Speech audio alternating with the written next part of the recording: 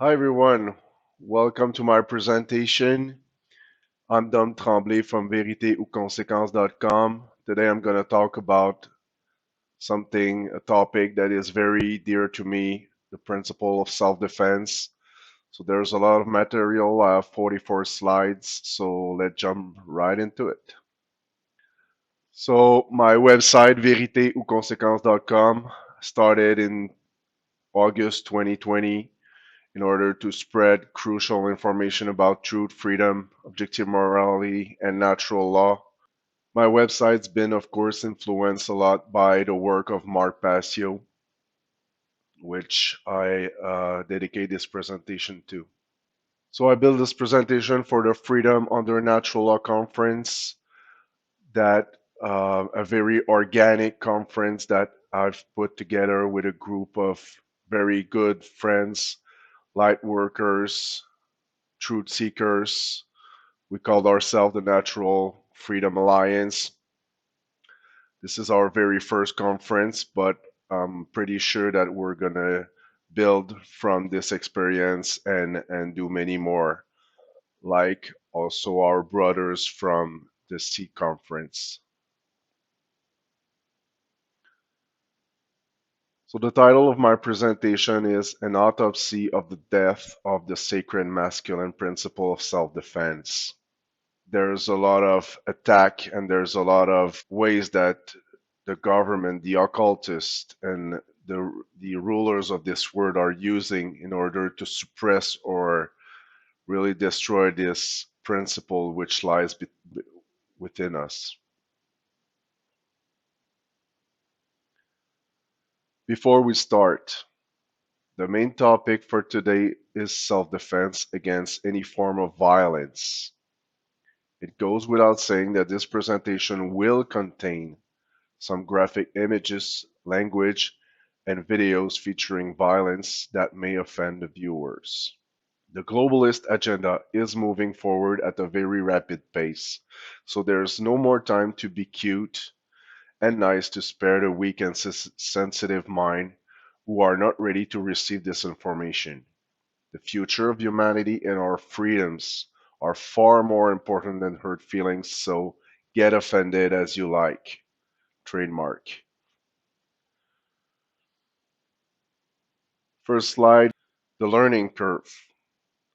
So an optimal learning experience is achieved by balancing both hemispheres of the brain. If you look at this presentation from a left brain imbalance, like the know-it-all eggheads, the rigid skeptics who strictly believe in science, quote unquote, so only if it can be perceived by our senses slash scientism, the Darwinist or the atheist. Your ardent ego and poisoned worldview might cloud your ability to fully hear the message I'm trying to convey here. Same thing for those at the other polarity of the chart with the religionists, the traditional religions, the religion of money or authority, etc., who are very likely to refuse to take in any kind of information that might contradict their system of belief. So here is a very important slide from one of Mark's presentation, the mental schism.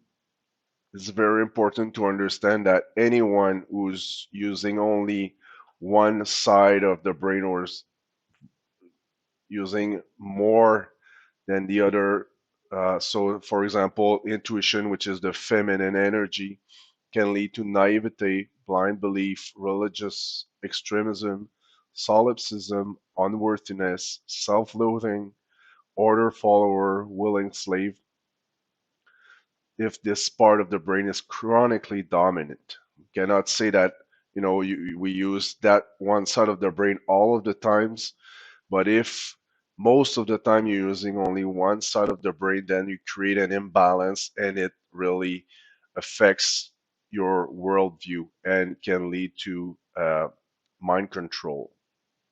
The other side is the intellect. So if you're using mostly that part of the brain, can lead to rigid skepticism, scientism, atheism, solipsism, moral relativism, social Darwinism, eugenics, author- authoritarianism, if this part of the brain is chronically dominant. So very, very important slide there to fully understand. And if you are in one of the two part most of the time, then of course this presentation is gonna shock you and you're gonna probably refuse all the information presented there.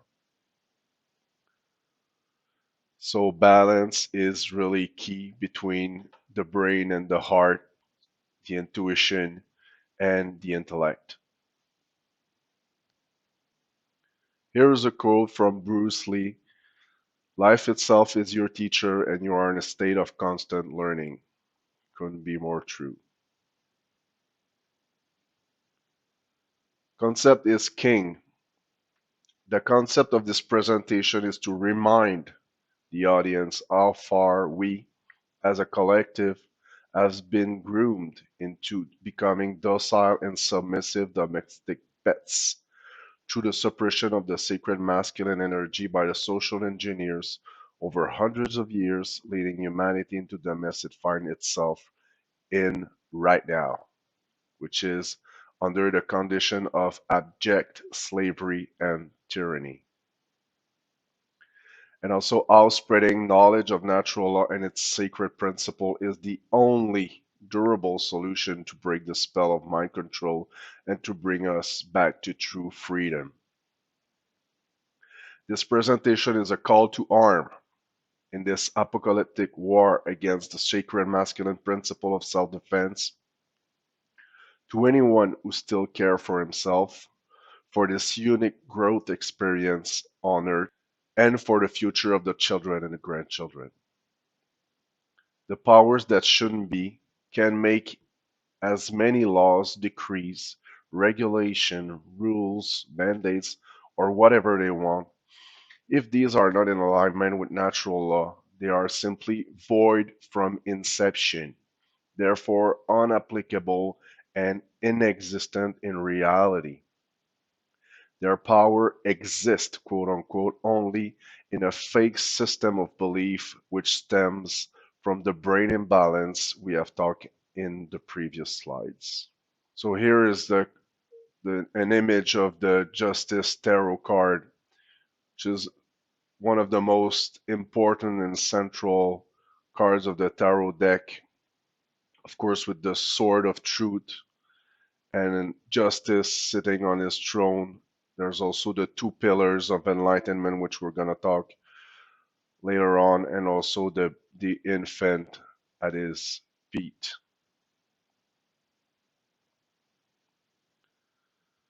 Here's a quote from Sir George Tucker. The right of self-defense is the first law of nature. Couldn't be more true. It's at the very base, is the very base of our survival depends on this right. Humanity is suffering from Stockholm syndrome. I chose this poll which was conducted recently. You can say anything you want about polls, but this one is pretty revealing of the way the American thinks, and it also applies to Canadians. So here's the title of the article was saying 1 in 3 Americans say violence against governments sometimes justified.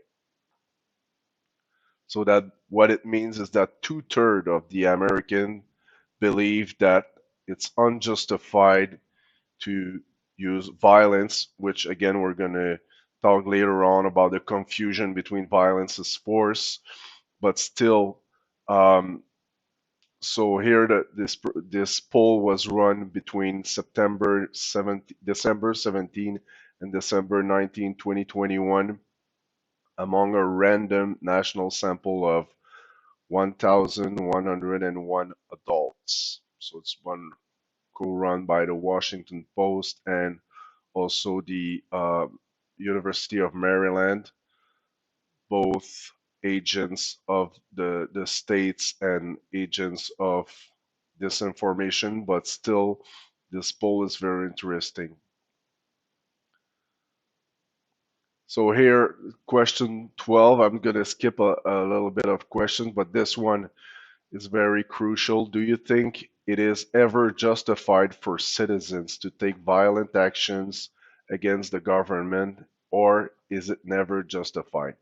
Just also a caveat, or to say that this, of course, poll was run a few days or a few weeks before the first anniversary of the so-called quote-unquote insurrection of the capital, which occurred on January 6th, 2021. Um, so this poll was kind of to take the pulse of the population a year, after this quote-unquote insurrection, which is the one of the most laughable joke in the history of the U.S. So on December 19, 34% said it was justified, over a few thousand, and 62% say it's never justified. So that means that 62% of the Americans believe that they should never engage in any kind of action against the government, no matter what they were saying. And here below is a comparison between the results of the previous years. There are some years like 1995 where this number was at 90% of the people. So yeah, and the next question, 13, if ever justified. That's already funny right there. Under what circumstances would it be justifiable to take violent action against the United States government? Up to two open-end response accepted.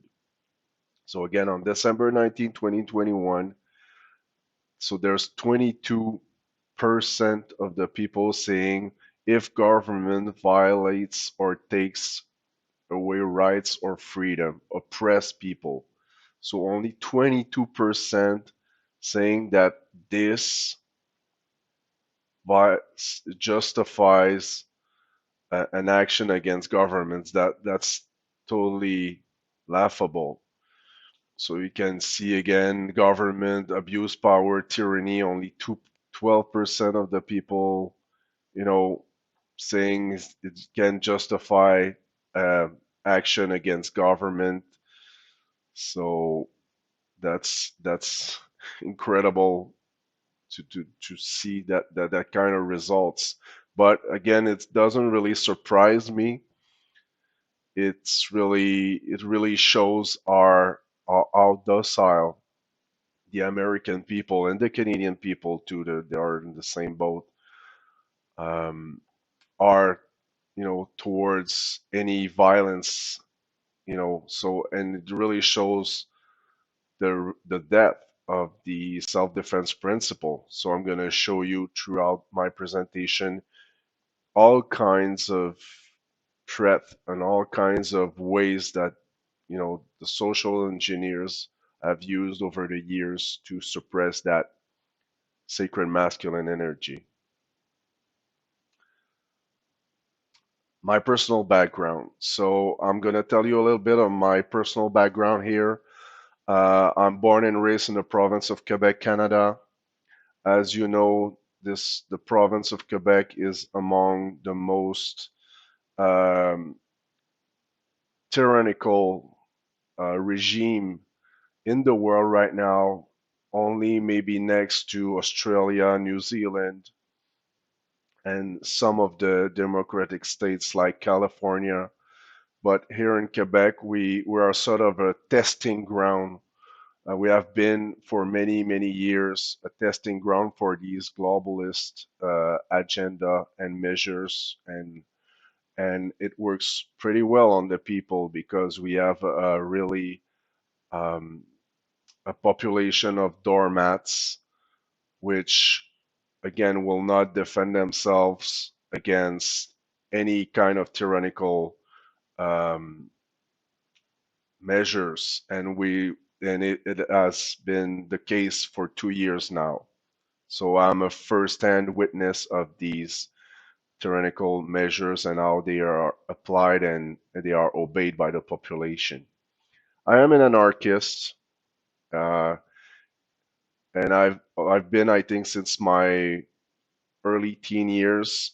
Now I'm making even more sense of it with all the studies that I've done from the work of Mark Passio, David Icke, and all these great researchers. Um, so I'm not afraid to tell that I'm an anarchist because anarchy means freedom. It means no masters, and then again, and also it means being against slavery. So if someone's saying, anything against anarchy, then means that is pro-slavery, then it means that is my enemy. End of the dictation. I'm a martial artist. I've reached the rank of fourth dan of the black belt in Kendo back in 2018. I was on my way to reach the rank of fifth dan, but my progress, I guess, was stopped by events that we're going to discuss a little bit later. I am a gun owner and gun rights advocate. Um, and again, anyone should be. I think that anyone should have a gun. Anyone who is, I guess, mentally sane, is not a psychopath, should have a gun. Should be taught early on in his life to handle safely guns. So we're going to also talk about, of course, gun rights. I'm a conscious father of a beautiful and smart 4-year-old girl, and she's probably the reason why I'm doing all this. I don't want to give, I don't want a future for her where she's gonna be a total slave of the system. So I want to give her as much, information and tools so that she can survive in that crazy world that we as a collective are gonna give her, unfortunately. So I really want her to be strong and to have all the, knowledge so that she can survive in that jungle. I'm a paralegal in the real estate industry for 20 years. Um, and to that, I would say, yes, I'm sort of in the system, but it's also allowed me to understand how illegitimate and how a tool of the system, the man's law, have been, since the dawn of time, and how the courts are also a tool of the system. Um, they call it justice, but it's not the case. It's not at all justice. It's not a justice system. It's just a tool of the social engineers, these man's laws. So that's why I also want to teach or spread that information about natural law as much as possible, so that these people, you know, awaken to the reality that there's higher law in the universe, and these laws are the only laws we should align ourselves to, not the Constitution, not any kind of the on any of these man's law whatsoever. So here's a little video of me during my fourth dan grading, just to give you an idea of what is kendo and how do I did I perform during this grading.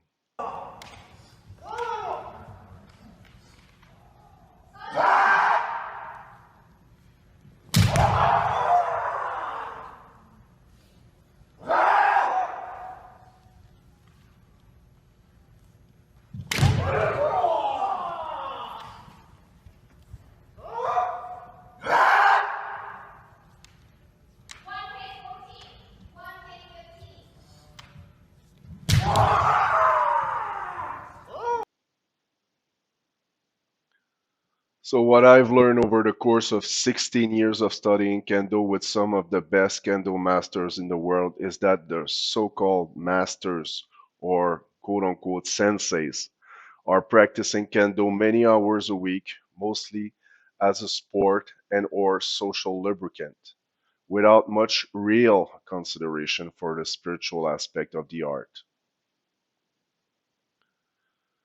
The way. What is kendo? Kendo comes from the Japanese word kan, which means swords and sword, and do, the way. So it can be translated into the way of the sword, roughly. Kendo is the Japanese martial art of katana sword fencing. Kendo is the modern version of kenjutsu practiced by the samurais of the 17th century with either blunt katanas or wooden bokkens or bokuto made of oak or similar essences of hardwood. Kendo is one of the most popular martial art in Japan, only second to sumo wrestling. The big kendo tournaments, like the All Japan Kendo Championships, are broadcasted on TV to a huge audience, pretty much like hockey in Canada and baseball or football in the US. Today, kendo practitioners use a sword made of four semi-rigid bamboo slats tied together with leather strings and handles. They also wear a traditional hakama and gi with all the protective gear over it, including the man to cover the head and face.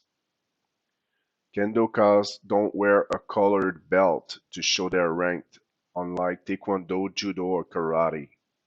A Kendoka must prove its rank at all times, both inside and outside the dojo, with manner, postures, and skills. So they don't wear any belt, they all have the same belt. The spiritual aspects of the way. Kendo practitioners perform a short zazen meditation before and after each practice. Zazen means seated meditation in Japanese. It is a meditative discipline that is inspired by the Zen Buddhist tradition. The purpose of Zazen at the beginning of the practice is to concentrate one's focus and energy in the upcoming training session, and at the end, to reflect on one's good or bad moves and overall mental state during the session. The five pleats in the front of the hakama represent the five virtues of the samurai: Jin for benevolence, Gi for truth and justice, Rei for courtesy and honor, Chi for wisdom, and Chin for faith. Wearing a hakama technically implies that you strive to display these virtues in all your actions. The hakama and gi worn for kendo are dyed with indigo, which give them their dark blue color. I purposefully choose indigo as my theme color for these presentations, since indigo represents spiritual and physical healing. And one of the message I'm trying to convey here is that we really need healing in order to apply the principle of self-defense, and it's really a matter of urgency right now. Indigo also represents the sixth chakra, ajna, which is linked to the intuition, gnosis, and the third eye. The sword of the kendo practitioner represents his soul and vital life. Therefore, he or she should display the highest level of care for his tool, he or her tool of self-defense.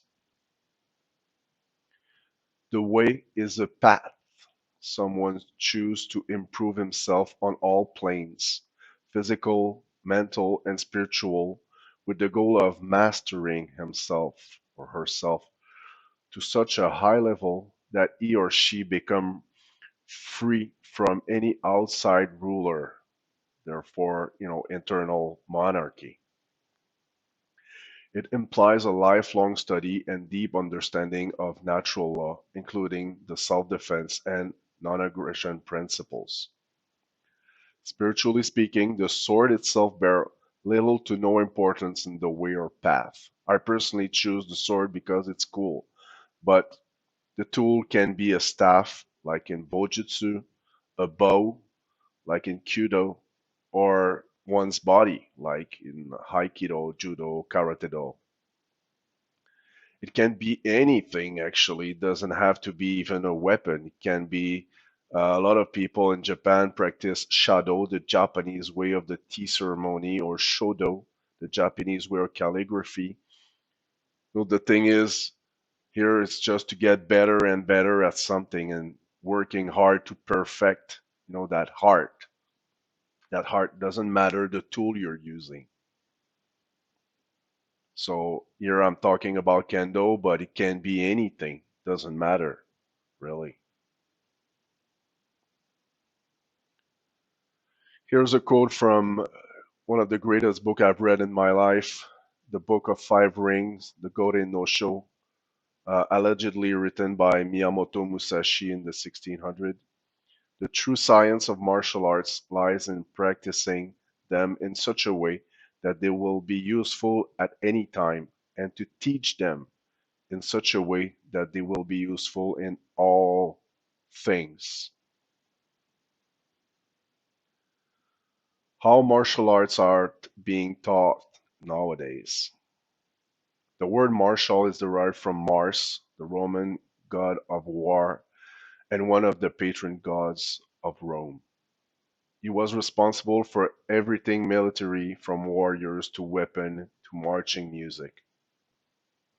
The word heart can be defined as something that is created with imagination and skills and that express an idea or feeling.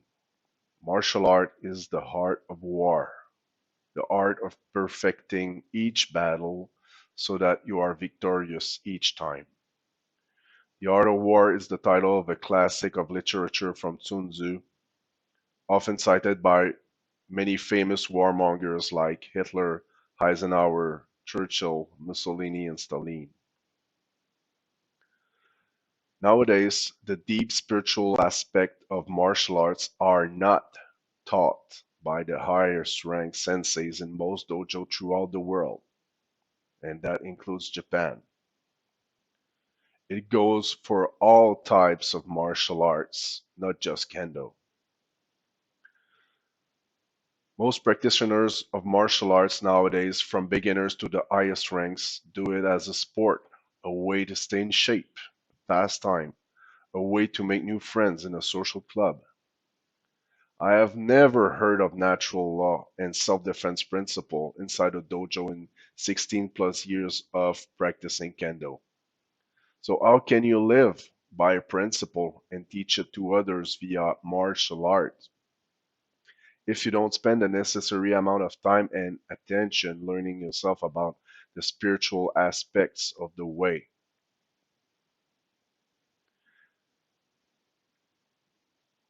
Here is the email that opened my eyes to the current reality.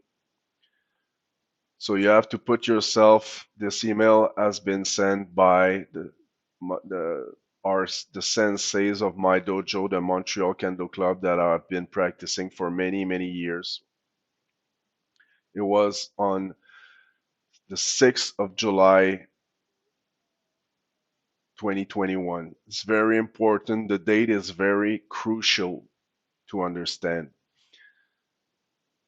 So the message saying hello all. I hope you had a safe, you are all safe, healthy, enjoying the nice summer weather, blah blah blah. And here in yellow, in order to ensure the safety of all members and their family, we might only allow fully vaccinated people to come back to indoor practice. When I received that email, I was completely shocked and horrified to read this because here on the other side, here you have the health minister of Quebec that said on July 8th at noon. So that was 2 days after the email was sent by my club saying that they were thinking of allowing only the fully vaccinated to practice.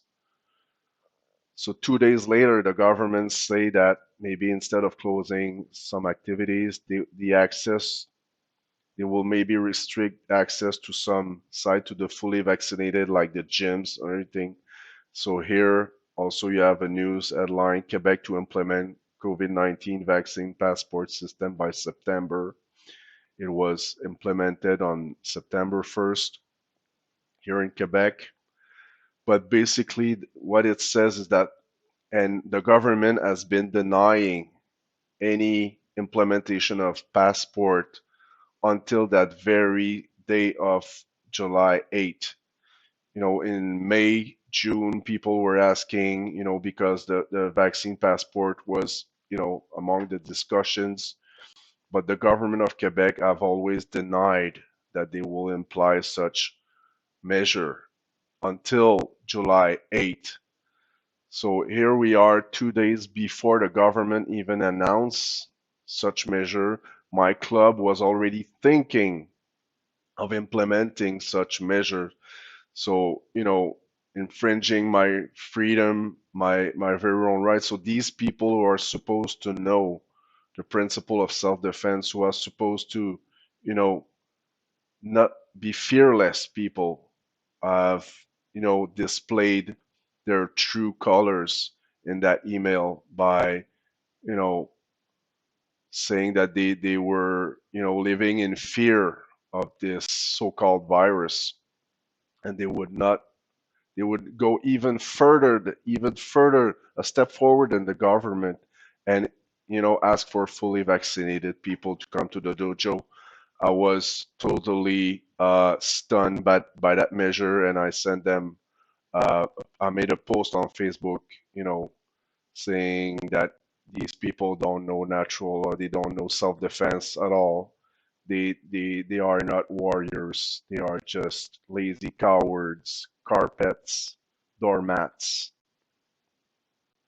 So I have absolutely no respect for that kind of people who infringe my right, and also, creates a very terrible future for my daughter. So I really want to keep myself as far as possible from that kind of people who also think that they know about self-defense. So the four poisons. Again, the Book of Five Rings, The Golden No Show, is a classic of martial art literature, and it is one of the most important books I've read in my life. Another great book is the Agakure, Hidden in Leaves. All the spiritual and physical concepts that are being taught in martial arts can be applied to your life in general and to your quest for truth discovery. The quote from the library journal on the cover of the Gorin no Show says, embraced by many contemporary readers as a manual on how to succeed in life.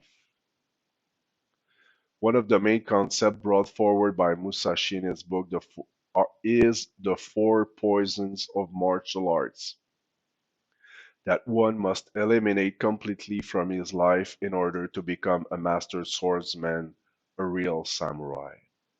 The four poisons are fear, doubt, surprise, and confusion. A master of martial arts who have cleared his mind from all the four poisons can win any battle. This concept, part of the Zen philosophy, is called Fudoshin, the empty mind.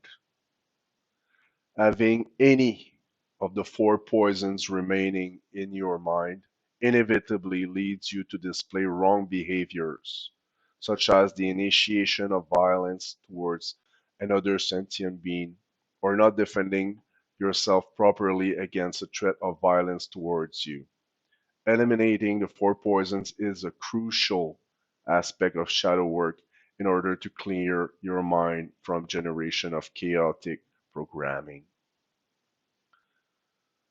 So again, senseis of my club, but all the clubs around the world, I was following, you know, everywhere these clubs, waiting for someone to stand up, against this terrible tyranny.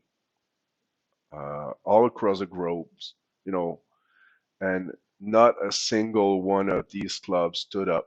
So they were all, you know, fully living the four poisons as lazy cowards they all are. The two pillars of enlightenment. While this presentation will focus mainly on the sacred masculine principle of self-defense for the sake of time, it is important to understand that the self-defense principle must be applied together with the sacred feminine principle of non-aggression at all times and places. They go hand in hand together, and one cannot be discarded or disregarded from one another. The non-aggression principle stipulates that one must never initiate an harmful behavior towards another sentient being under any circumstances. The New Age movement often put forward the non-aggression principle while disregarding the self-defense principle. So it's always ignore the negative, ignore, the don't initiate, don't stay away from violence, without. So how can you, just teach one's, say that, the New Age movement is part of the, or is the door to enlightenment when you miss one of the most important pillar, which is the self-defense principle. So most of the New Age bullshit clowns, who only teach the non-aggression principle are missing the boat here, and they are not at all enlightened. Any transgression to these principles inevitably generate karmic consequences for the individual who perform the violence, but also for the collective. We can say that we collectively reap today the chaos that grew from the seed of ignorance that we have sown individually for generations. So it's very important to know the natural law transgressions, to know exactly the limits, what is a right behavior, what is a wrong behavior. So this is the list of transgressions, the true sins, for which you have every right to defend yourself against at any place and any time, using the necessary amount of force to permanently stop the aggression, and that, on the other hand, you should never engage in at any place and any time. So the natural law transgressions are all harmful actions toward a sentient being, which is murder, assault, rape, theft, trespass, and coercion. And as Mark Passio would say, these are all forms of theft. And also, on a lesser level, there's also willfully lying, which is also a natural transgression when it applies to very important truth or very important information. So, for example, willfully lying about, your age or whatever of the petty things is not really, is maybe a natural transgression, but to a very, very lesser extent. Lying to people about their rights, lying to people about their freedoms, then is a natural transgression that really deserves self-defense. By committing one of these transgressions, one automatically abdicate his or her rights under natural law permanently. An eye for an eye applies here, and anyone is entitled to use the necessary force to permanently stop the transgression, whether the New Age bullshit cult members, the anti-death penalty jackasses, or the pacifist Christians of this world like it or not.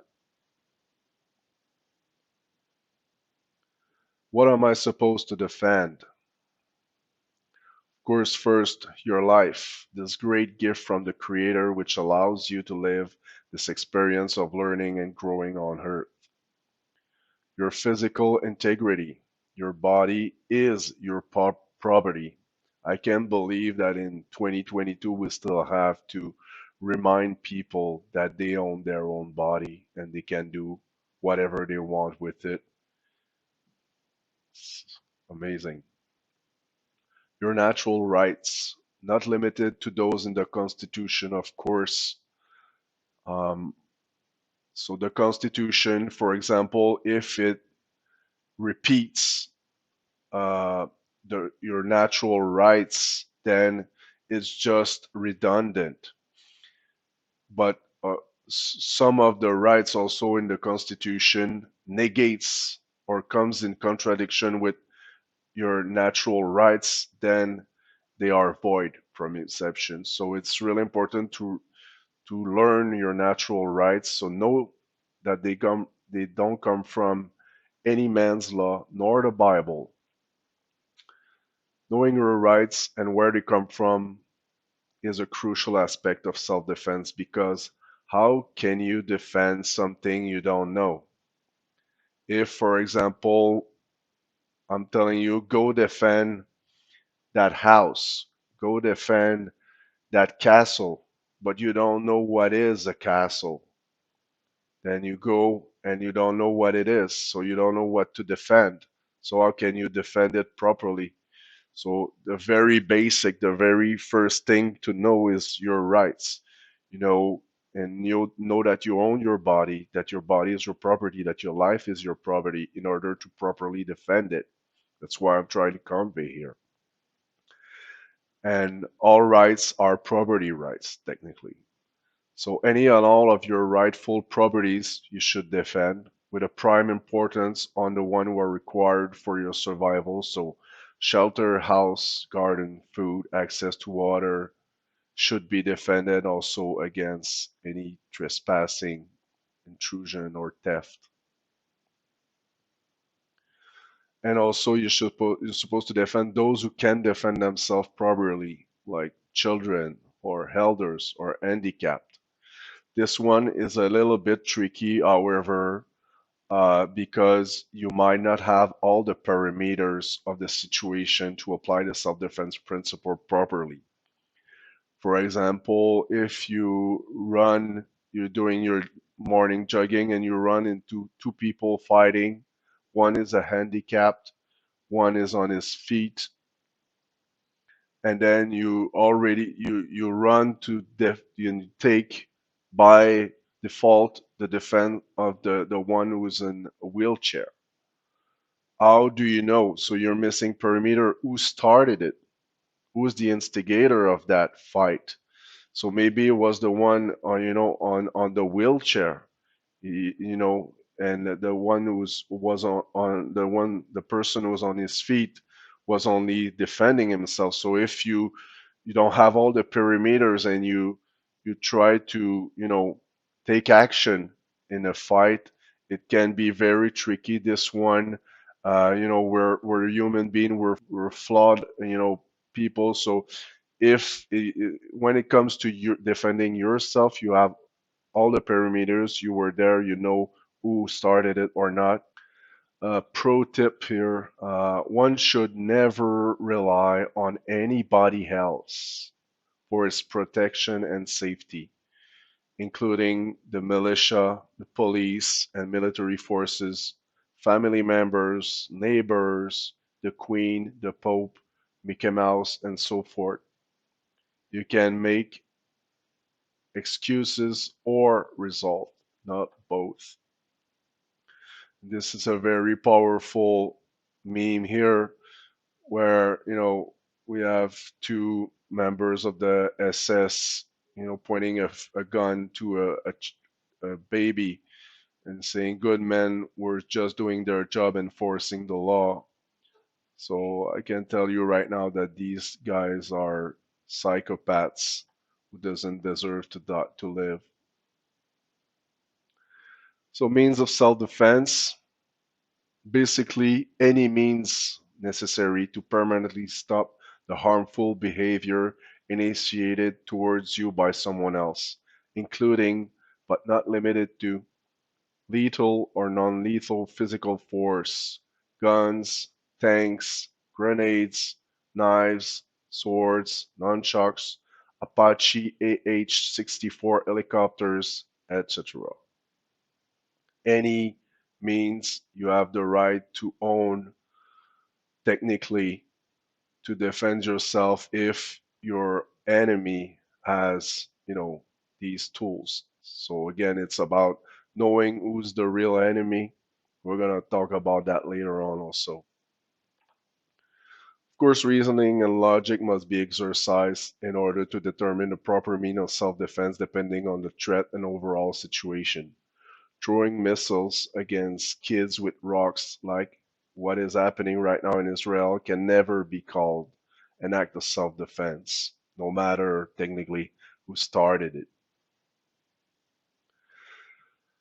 As mentioned, none of these tools of self defense should be used at any place or at any time to initiate harmful behaviors towards others. Initiation of violence is chaos, and the generative polarity of chaos is fear. So all forms of violence in it, stems from fear.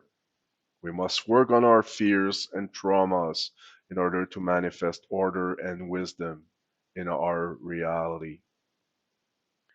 Pro tip: the best mean of self-defense is the one you can rely on at any place and any time. It is to maintain your body and spirit at an optimal level of health through proper diet, physical exercise, meditation, conscious breathing exercises, yoga, tai chi, qigong, and any other martial arts. There's another great meme from I found: if a law is unjust, break that motherfucker.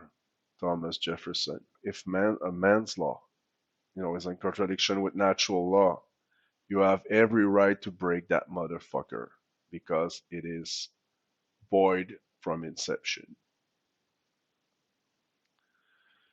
Here's a great meme also from an image I took from Mark Passio, you know, uh, in a good mood as usual, wink wink.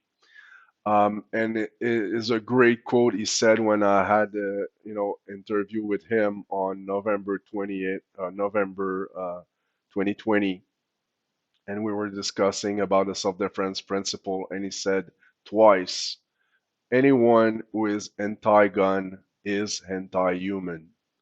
And that couldn't be more true because you cannot be anti-gun and love humanity because you want you promote the fact that humanity or your fellow human beings cannot have possess the proper tools to defend themselves. So here's another great meme. Imagine a war in which the majority of one side didn't know they were at war, ridiculed those that did, and were blindly obedient to their enemy. Can you imagine that? It's pretty much where we're at right now. Very laughable joke. The double standard bullshit. On October 18, 2021, there was this headline saying the U.S. Supreme Court again protects police accused of excessive force. So the U.S. Supreme Court signaled that it is not retreating from its inclination to grant a legal protection called qualified immunity, quote unquote, to police accused in lawsuits of using excessive force, ruling in favor of officers on Monday that time in separate cases from California and Oklahoma. So basically, the qualified immunity defense protect police and other government officials from civil litigation in certain circumstances. permitting lawsuits only when an individual's clearly established quote unquote statutory or constitutional rights have been violated. So, a 2020 Reuters investigation revealed how qualified immunity with the Supreme Court's continual refinements has made it easier for police officers to kill or injure civilians with impunity. So here's a great quote, murder, theft, rape, and kidnapping and assault are wrong until I put on my magic suit, and then it becomes magically right to perform these actions.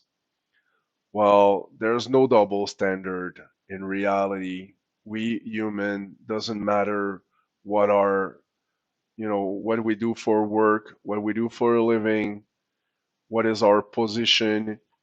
We all have the same rights, and nobody has the rights to kill. So it's just a fallacy, a fabrication of the system to protect his guard dogs. But it doesn't exist in reality. We don't have any different rights. Every, living creature or every human being has the same rights than others. So this double standard is just bullshit, created by the courts who are just, again, a tool of the social engineers. There's another great meme, that says that the order followers are in the service of God. So God, oil, and drugs. That's basically what they defend, uh, and what they kill for people: money, oil, and drugs. The gun control agenda. On May 1st, 2020, the Prime Minister of Canada, Justin Trudeau, announced a ban on 1,500 AR-15 type black guns, using some of the most important mass shootings to occur in Canada over the last 30 years as the main argument. Let's dig a little deeper on these false flag events in the next slides. It is crucial to remind the viewers that Canada had already, prior to 2020, the most restrictive gun laws in the world, along with many countries of the European Union and Australia. So there's a very tough questionnaire that you must fill. You must have two people signing the form. You must, if you have an ex-girlfriend, you must ask your ex-girlfriend to sign the form also. You must, so it's very complicated to have a gun license in Canada. Plus, if you go with handguns and AR-15s, there were also very strict laws when you cannot, transport the gun uh, uh, at other places than from your home to the shooting range. So if you get caught, for example, if you have a full license for your AR-15, but you get caught with it in your car, and you're not, in the on the path, or you're not going to the shooting range, you're like 500 kilometers away, then you can be caged for that because you're not using it just to go to your shooting range. So it's very, very strict laws already, even before 2020. But as I will say, the gun laws, our gun control agenda is not about gun. It's about, restricting the good people, their rights to self-defense. So it is impossible for any gun control laws to have a positive outcome whatsoever, for the very simple reason that criminals do not obey the laws. So so you're trying to, have a safer world or a safer country, but your laws does not is not even applied by the criminals. It only gun control laws only target millions of law-abiding gun owners, hunters, collectors, gunsmiths, target shooters, competition shooters. Canada is among the safest country in the world in terms of gun-related violence.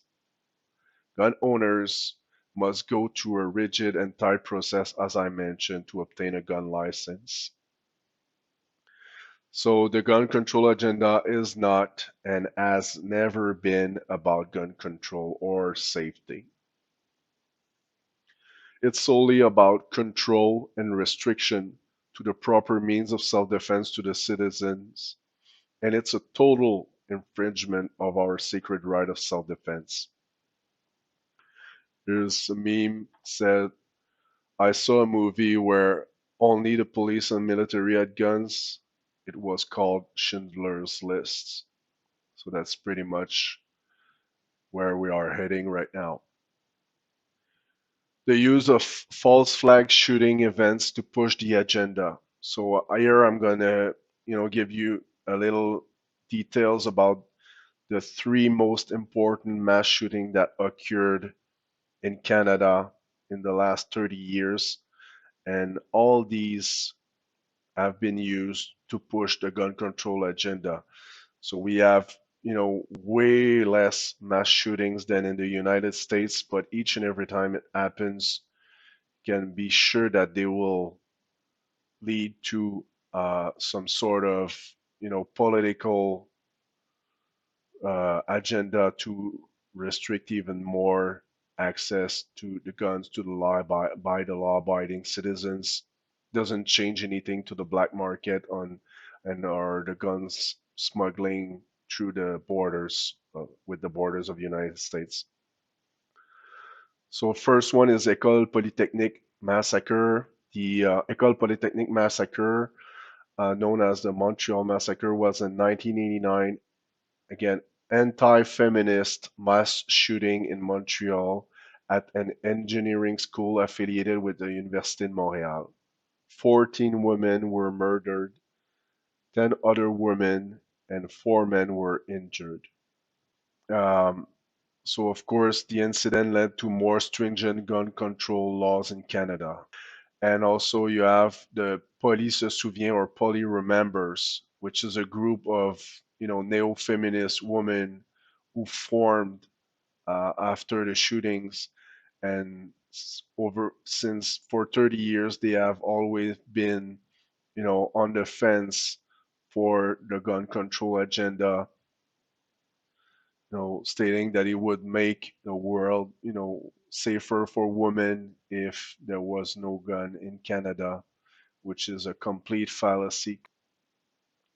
Another also a more recent massacre was the Quebec City mosque shootings. Here, the shooting was done by was qualified as a terrorist attack by 27-year-old Alexandre Bissonnette on the evening of January 29, 2017. So we're now 5 years, from this event at the Islamic Cultural Center of Quebec City. 6 worshippers were killed and 5 others seriously injured after the evening prayers when Alexandre entered and opened fire. So the shooting prompted widespread discussion of Islamophobia, racism, right-wing terrorism. So you see, the first one was against a woman. This one was against the Muslim people. So, of course, after the event, here's the headline saying that worshippers wounded in Quebec City mosque shooting urged Trudeau to ban assault weapon. Um, so that was on May 2018. And here's the weapon used by the shooter, allegedly 220, 223 caliber VZ 58 semi-automatic rifle. And the last one, the last major mass shooting event that occurred in Canada was in 2020, called the Nova Scotia attacks on April 18, 19, 2020. Gabrielle Wortman committed multiple shootings and set fires at 16 locations in the Canadian province of Nova Scotia, killing 22 people, injuring 3 others. before he was shot and killed by the Royal Canadian Mounted Police. So it happened on April 2020, so April 18. So by magic, on May 1st, in the wake of the attacks, Prime Minister Justin Trudeau, following through, 2019 campaign promises, announced an immediate ban on some 1,500 makes and models of military-grade assault-style weapons, including the types used in the attacks. The ban became subject to several lawsuits due to arbitrary nature of the firearm claimed to be assault style and the negative impact on the hunting and sporting community, and mostly on the self-defense principle right of the citizens. And also the government mentioned that it was cost like 200 million Canadian dollars to put in place a gun buyback of these rifles, but experts already put that figure at 1.6 billion dollars for the buyback. So uh, which has not been implemented yet. And it's going to be very interesting to see how they're going to put that in place. So, on the other hand, so less gun for the peasants, but more for the other followers. Because here's the headline dated June 23rd, 2020. So that's a month and a half, maybe, after the government announced a ban on assault rifle. Canada militaries gave 2012 assault rifle to 68 police forces. The free gift, revealed in the internal document, runs counter to call demilitarize police and society. So, on the other hand, they removed the assault rifle from the people to, and they put more back into the hands of the police and military. What does it tell you? It tells you that the government don't want people to be able to defend themselves, but they want their guard dogs to have more firing power against these citizens. And here's a picture also on the right, very interesting, where you see that here's these are all Sûreté du Québec, so police in Quebec. You see here the yellow, brand on the boots, and you see that the alleged, you know, uh, murderer here wear the same brand of boots, same exact kind of boots than the police officer. So you can really question yourself. And all these mass shootings, all these, false flag events, if you look at them closely, there's always like sketchy things like that, which can maybe leads to you to think that this is all theater. These are all paid actors. These are all police officers, just pushing again the gun ban agenda and pushing more fear into the the head of the people. The lost word, no. The very basic and easiest way to defend ourselves is to say no. And by not complying to the immoral and illegitimate dictates of the states. The state requires your consent. Without us voluntarily giving it to them on a silver plate, the so-called rulers are powerless. Human beings cannot comply their way out of slavery. The laws of the universe don't work that way. The only solution lies in applying the sacred self-defense and non-aggression principles by not giving our time, attention, and energy to the immoral dictates of the state, and by knowing and exercising our natural law rights on a daily basis. Ignorance of natural law have always led humanity to live under the condition of more slavery and less freedom. This is the law of freedom. At the age of information, where any kind of information is available at your fingertips, it is at our fingertips. It is our responsibility to break this cycle of ignorance by learning ourselves this occult knowledge and by teaching our kids about natural law, objective morality, truth, anarchy, and freedom so that they don't rely on external rulers for their protection, health, or safety. Here's a great quote from David Hume. There is no such thing as freedom of choice unless there is freedom to refuse. So here's a video of improper self-defense because there comes a time when saying no is not enough. Okay, here's a warning. This video contains abject scenes of immoral and illegitimate violence. The weak and sensitive mind can close their eyes and cover their ears like cowards and pretend police brutality never happens. Okay, you have seen that kind of videos 1,000 times, but still I'm gonna push it down your throat again and again and again. So here it is. Go ahead, step out of the car. Why? Because you're under arrest. Step out. Step out. No. You're under arrest. No, I'm not. Get out of the car. Get out of the car. Get out of the car. I am not. You better leave me.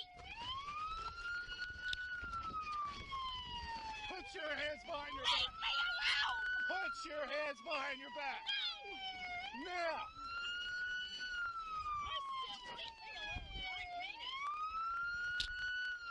me alone. Put your hands behind your back. So, absolutely disgusting use of violence against someone who clearly was not a threat. If you are not completely, sick from seeing these images, you are broken at the soul level. But even if most people, cannot watch these images, they are still they will still tomorrow do the same thing as these women as this woman, so not defend herself properly or not carrying the tools to defend herself properly. She could have been killed right there. She could have made a heart attack. That police officer doesn't know her condition. She was not a threat, so they fired this taser gun on her without any kind of right, for any kind of right purposes. So, the question is, do you think that this woman had the right to defend herself against this aggression and take all the necessary means to stop it permanently, including deadly force? So that means that she had the right to take a gun and shoot that motherfucker police officer in the face because, he was clearly, initiating violence toward her, and that could have, end in her, being dead. So he was clearly attempting to her life.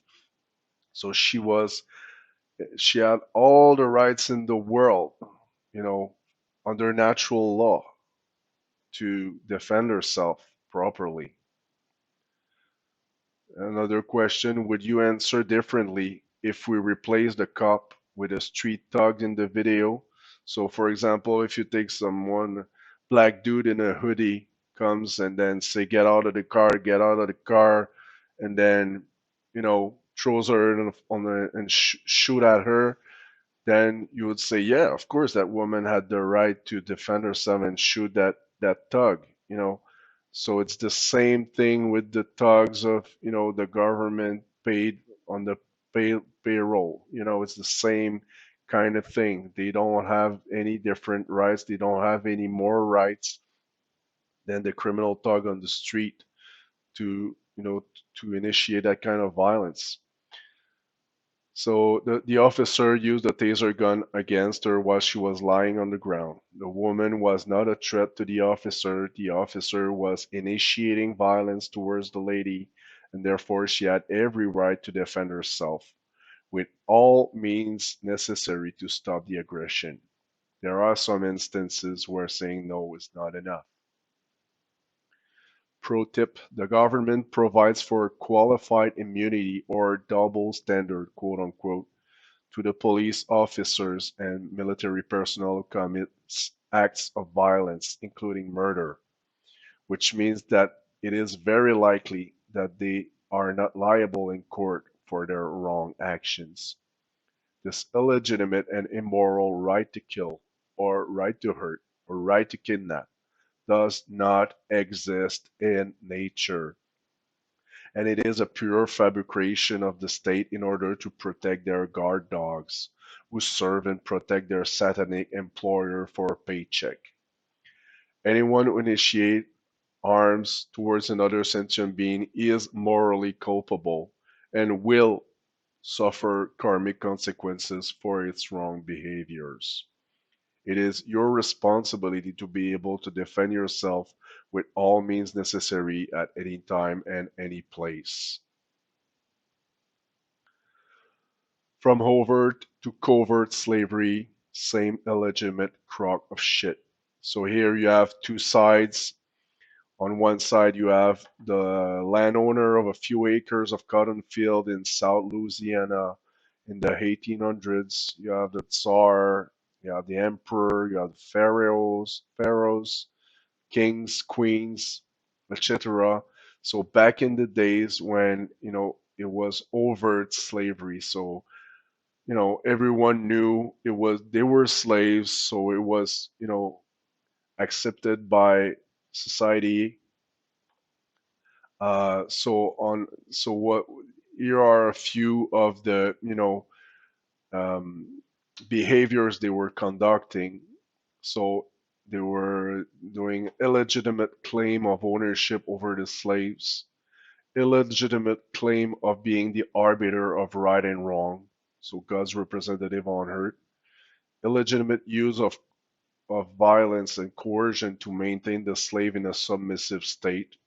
They exert illegitimate control over the guns and weapons to make sure that they can be only used by the house slaves, the most obedient of the crowd. And they would exert also illegitimate control over the education of the children and hide the information that has the potential to expand consciousness. Of course, the list is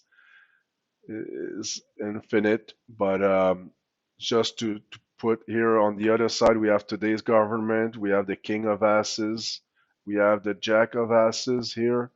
So we have the two cards of the deck, but you see that today's government do the same thing, but on a more covert way. So it's disguised under the democrat democracy or democratic, you know, process.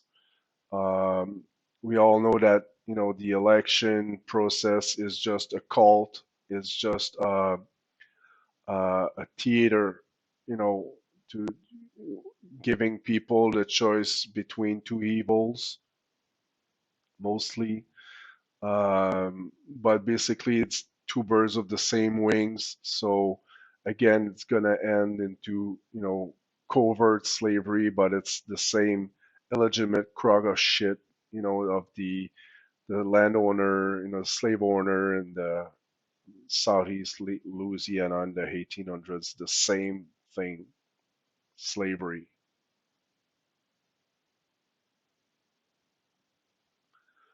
Covert slavery, not so much.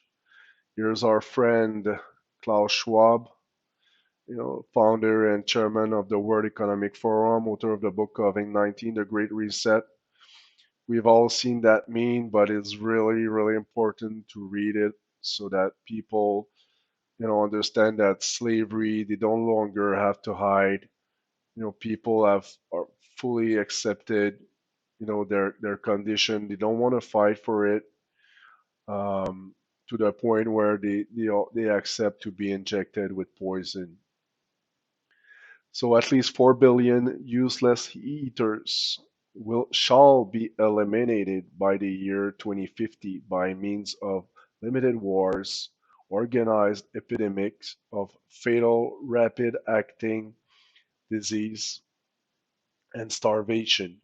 Energy, food, and water shall be kept at subsistence level for the non-elite, starting with the white population of Western Europe and North America, and then spreading to the other races.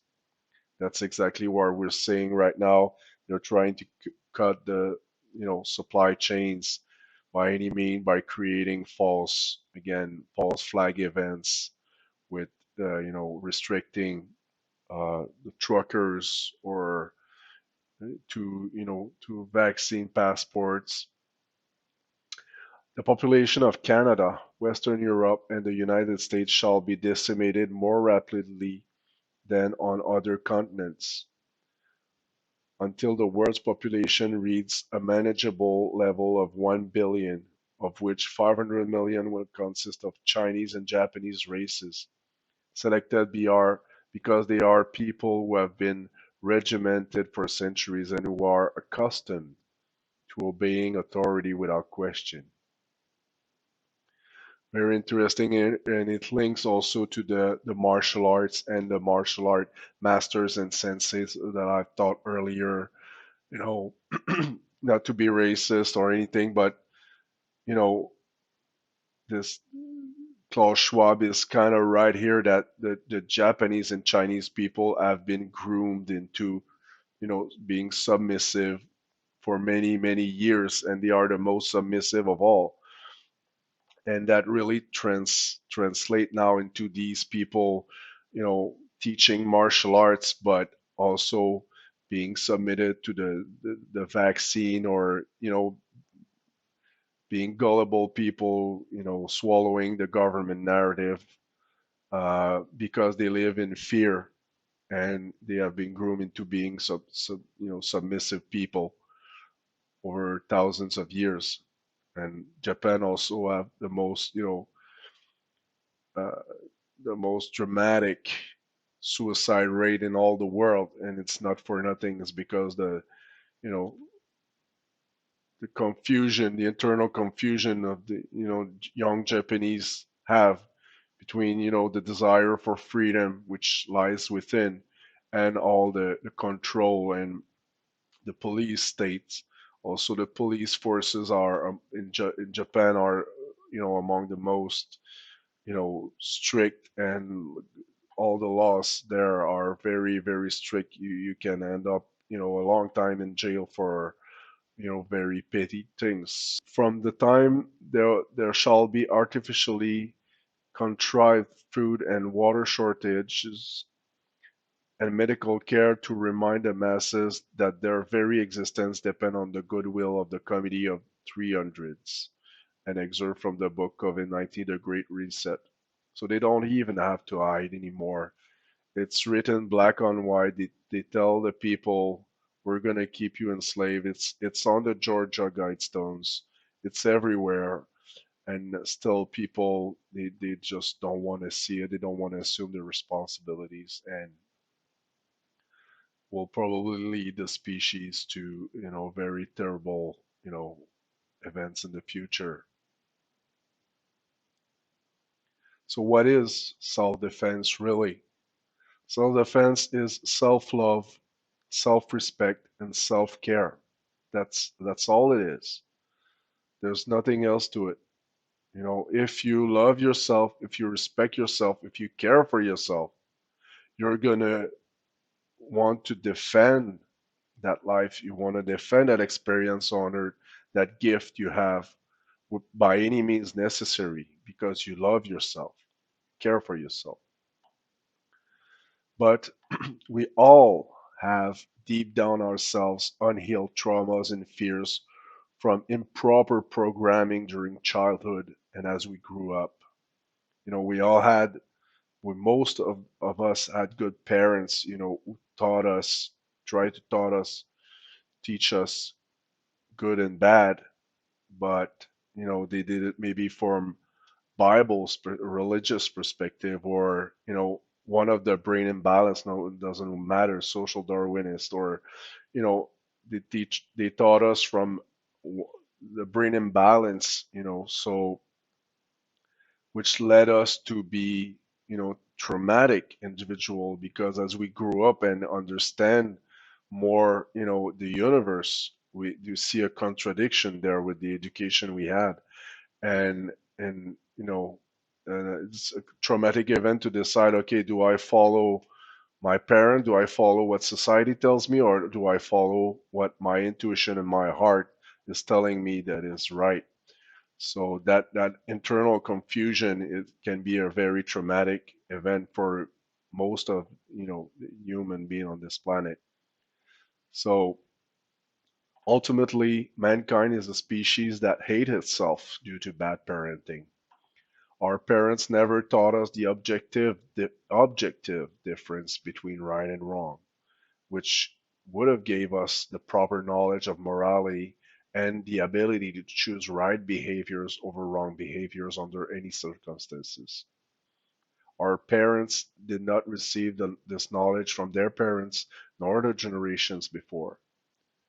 We have been willfully ignorant of natural law for thousands of years, from generations to generations, wars after wars, but such knowledge was available and discoverable, but taught strictly behind closed doors within the occult brotherhoods. Self-loathing people have believed and complied with the self-proclaimed authority of God honored, quote unquote, of the kings, queen, pharaohs, emperors, president, prime ministers, etc., which have brought us to the apocalyptic chaos, pain, and suffering we are experiencing on Earth nowadays with the New World Order agenda of the technocratic dictatorship. In order to heal properly and efficiently any fear or trauma on an individual level, one should work with an experimented counselor, mentor, or coach who is not afraid to tell the awful truth and go down the rabbit hole of deepest fears.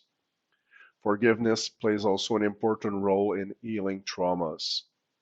Instead of living a lifetime of resentment towards your aggressor, one must learn to forgive that person's wrong behaviors towards you and become at peace with the event, knowing that this person will inevitably receive a karmic consequences from the universe for its behavior. Here, don't get me wrong here. I'm not advocating for, you know, blind um, forgiveness, but at the same time, for example, if someone tomorrow rapes my daughter or kill her, I would spend every minute of my life, to find and kill that person.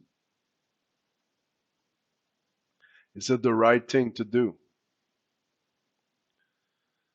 Well, technically, I will not, by doing so, I will not create more freedom for me.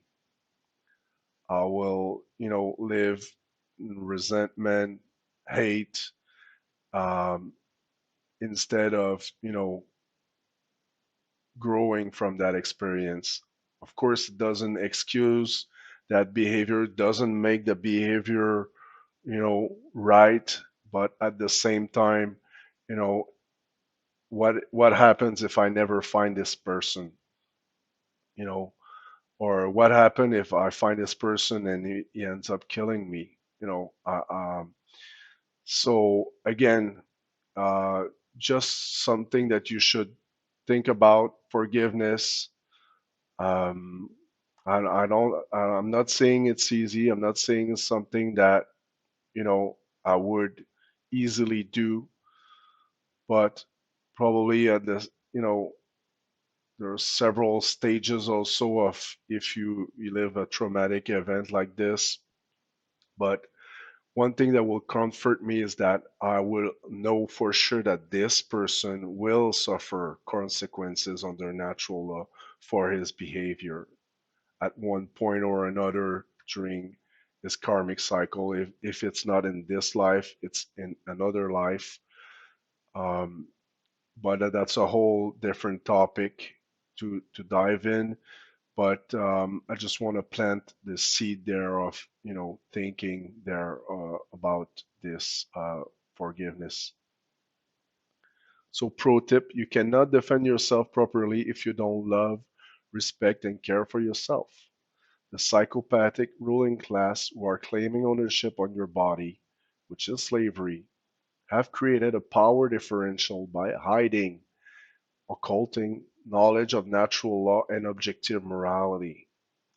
The only way to fight back in an efficient and durable manner is to de-occult such crucial information on a wide scale so that it becomes common sense knowledge. Here the meme says, self-love isn't selfish, it's important. Here is a picture, very something that I saw in the news recently, and I had to put it there, about the careless selfie generation with no knowledge of the self. So this event occurred in Ottawa, Canada, where this woman, this car fell off the bridge and she was able to climb on her car. But while she was taking pictures, there was a lot of people, trying to save her, um, putting their own life in danger because she was in a dead cold waters. So that shows you how careless and stupid this new generation of young people living in the matrix and just living for the image and for the likes on Facebook. Another very, very important slides from Mark Passio's work, the confusion between force and violence, and also a very, very important um, aspect of the war against, the self-defense principle. So the confusion between force and violence can be found in all aspects of our culture, starting with how we teach our children in school. I like the example Mark gives regularly. We're trying to explain the concept with the bully versus the nerd in school, because I myself, when I was in school, I was a bully, but also I have been bullied multiple times. It's sort of a dog eat dog world in in elementary school, even in high school. So self-defense is not violence. It is the application of necessary force for the violence directed towards us to stop permanently. But all the mind control techniques in the book have been used to create confusion in the mind of the public. Um, and of course, two boxers or a martial artist fighting during a match is not violence because there is a mutual consent to the physical harm being conducted to each other. So a lot of people, look at UFC matches and they see blood and they're saying, "Oh, this is violence." No, it's not violence. They have both consented to this, to the harm being done, so it's not violence. They're just demonstrating the force. um, so again, a huge killer of the self-defense principle. This one also um, is a very important, crucial killer of the self-defense principle, is the confused interpretations and the forgeries in the scriptures.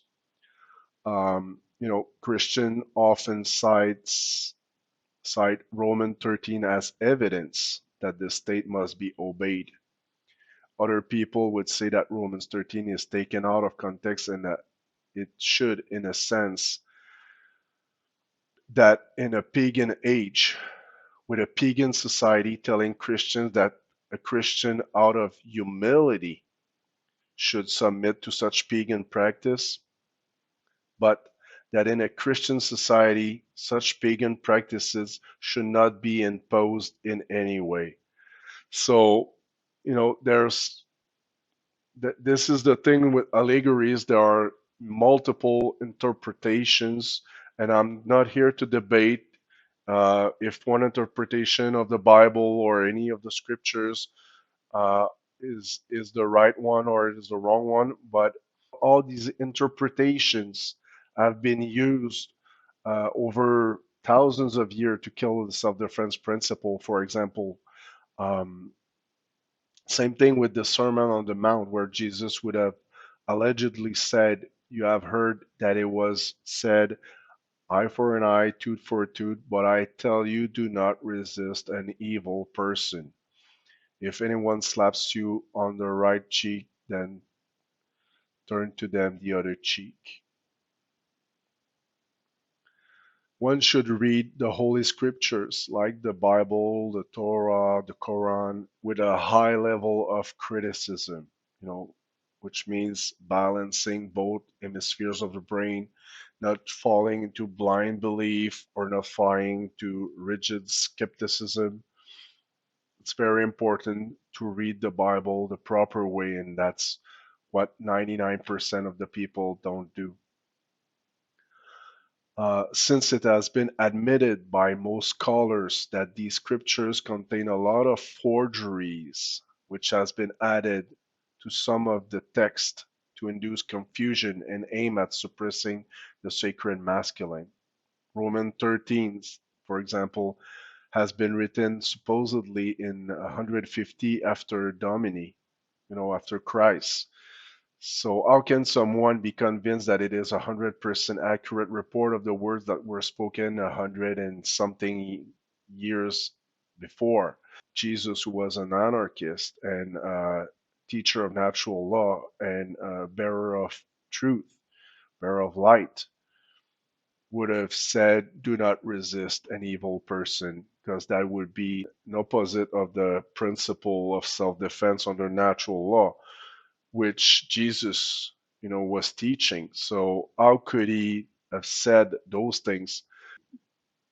Possible that, these forgeries happened during the councils, Nicaea with the bishops who were mostly Satanists, were trying to, use that religion or use that movement to to their purposes, to their evil purposes. So by changing a few words here and there in the scriptures, they were able to manipulate millions of people into not knowing or not uh, applying the self-defense principle. For example, one of my good friend recently told me, we were discussing about the self-defense principle, and he told me, yeah, but one of the most Ten Commandments is said to shall not kill. So if I kill someone while defending myself, am I in contradiction with that commandment?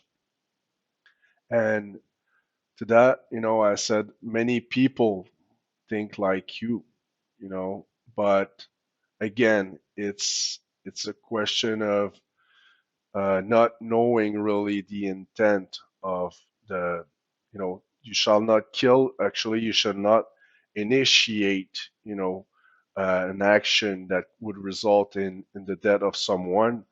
But if you need to while defending yourself, then it's totally, completely okay, and you will not bear any karmic adverse consequences for such a behavior if acting in self-defense.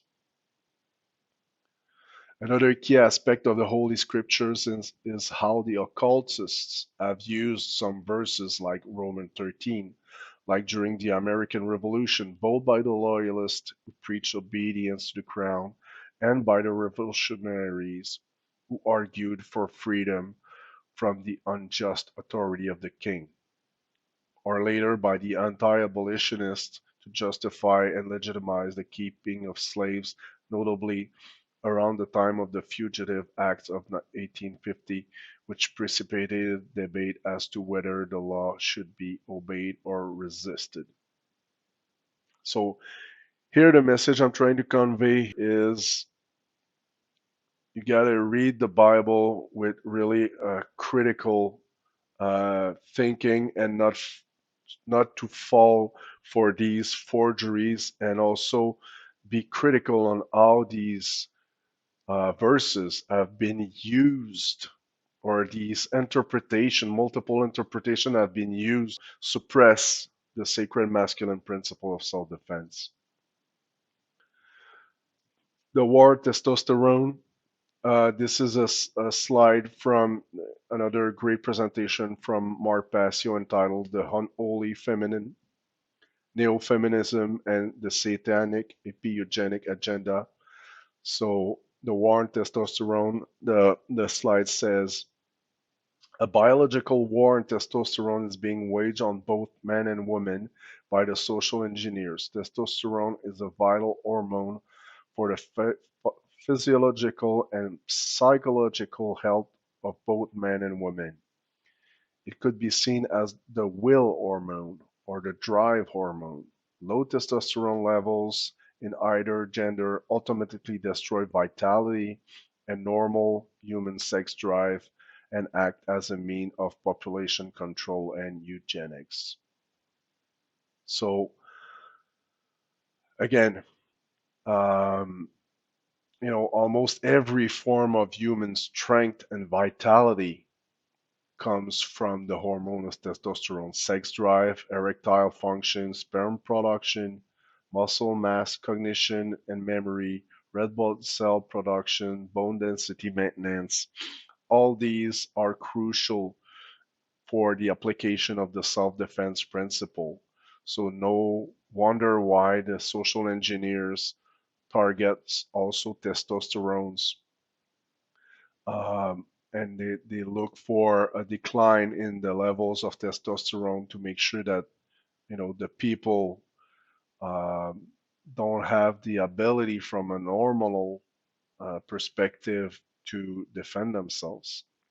So the social engineers are waging a war on testosterone through our food, like genetically increasing the level of phytoestrogen in plants, like soya, for example, or water by putting fluoride, and the air we breathe, like the chemtrails and all these chemicals, aluminum that they're spraying on us in secret, but in order to keep us enslaved.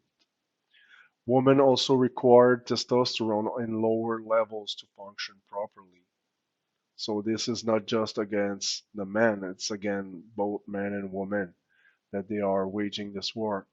The ultimate goal of the psychopathic ruling class is to biologically reduce the level of testosterone from generation to generation so that both men and women don't display their genuine masculine trait, like masculine energy, like the sex drive necessary for healthy reproduction rates, and righteous anger needed for the proper self-defense against violence.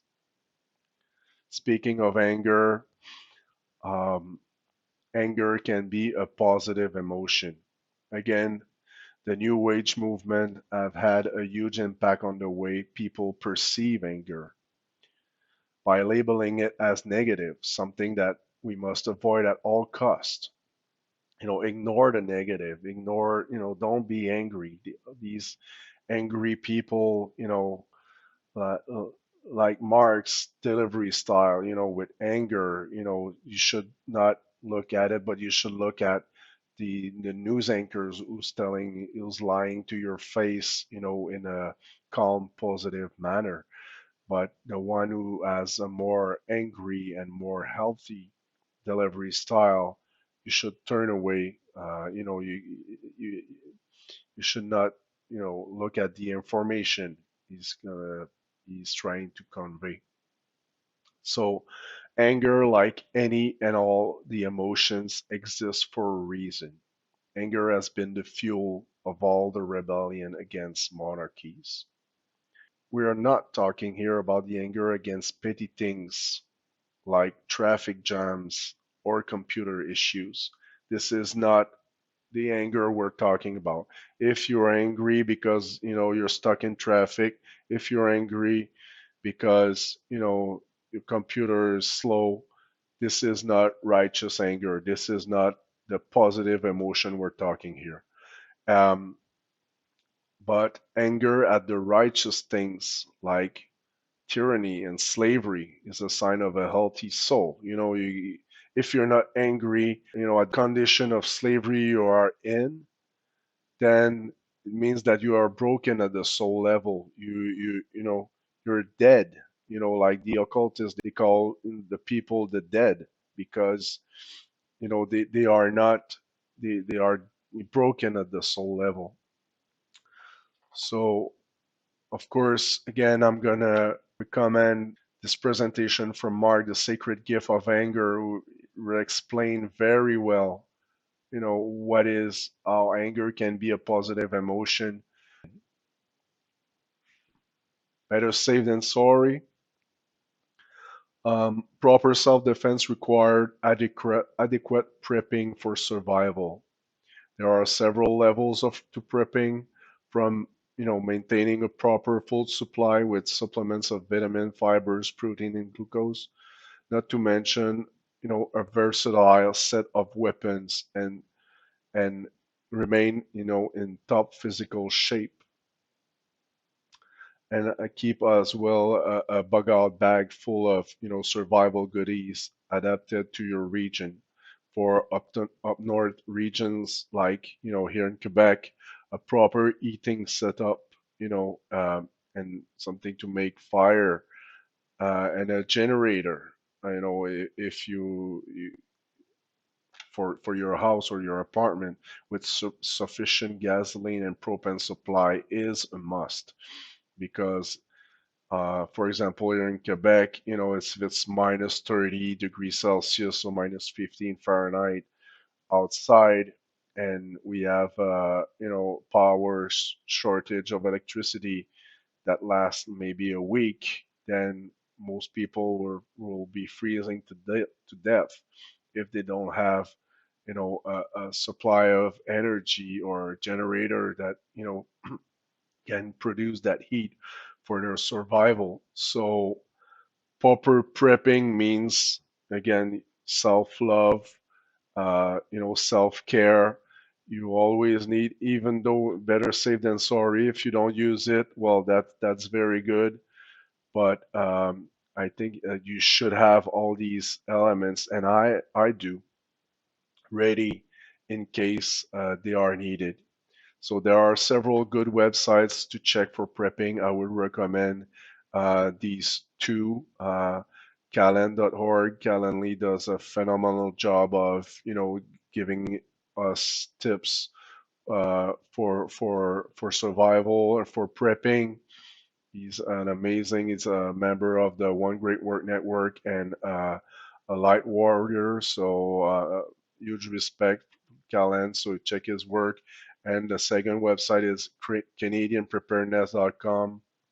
Uh, also, they have a Canadian Preppers YouTube channel.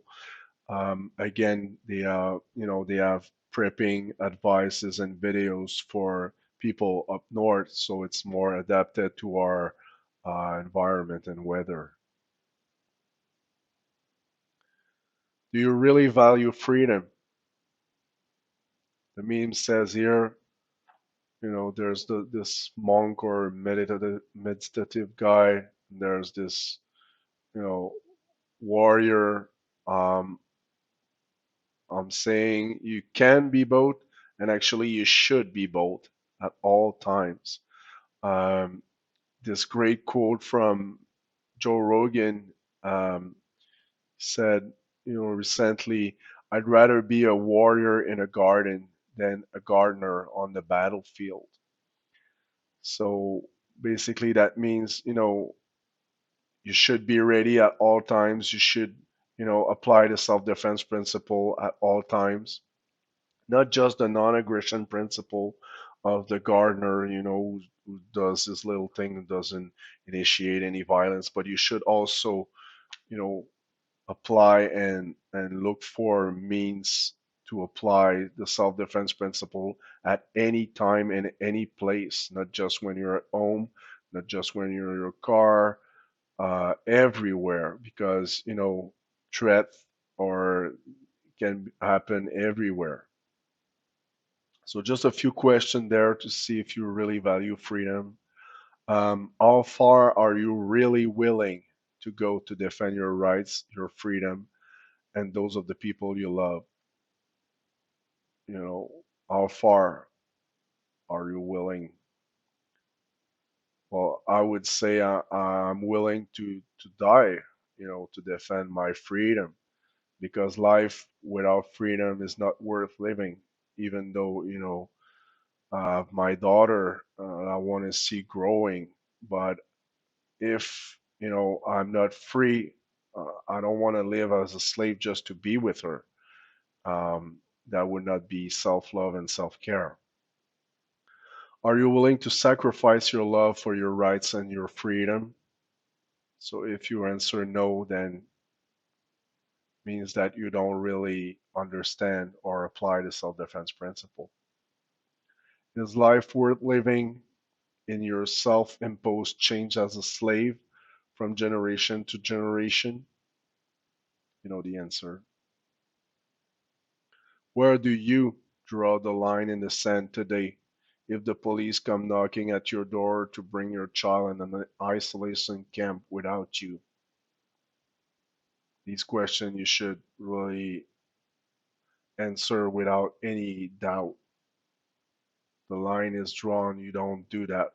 You don't touch my child under any circumstances. You don't have any right to touch him or her. Would you rather die on your feet or down on your knees? Very important question you should meditate on. So thank you very much for your time and attention listening to my conference. I put a lot of work, effort, and all my heart in it. I hope it really sets your ass on fire, and I hope you're gonna share it to as many people as possible so that they can really understand what is the self-defense principle. I want to also give special thanks to the following light warriors who are very dear to me and who have supported my work in one way or another. Of course, the Natural Freedom Alliance, these guys are wonderful. We've been meeting regularly. All of them are incredible people. They have done so much for me. I will be forever thankful. Marpasio, of course, for all his work. Thank you very much for also, accepting me or inviting me in the One Great Word Network. Julie Turcotte, François Morin, Dan Paradis, Keru Ewa, and Jonathan V. All these from the province of Quebec. Great people. Thank you very much, guys. Take care.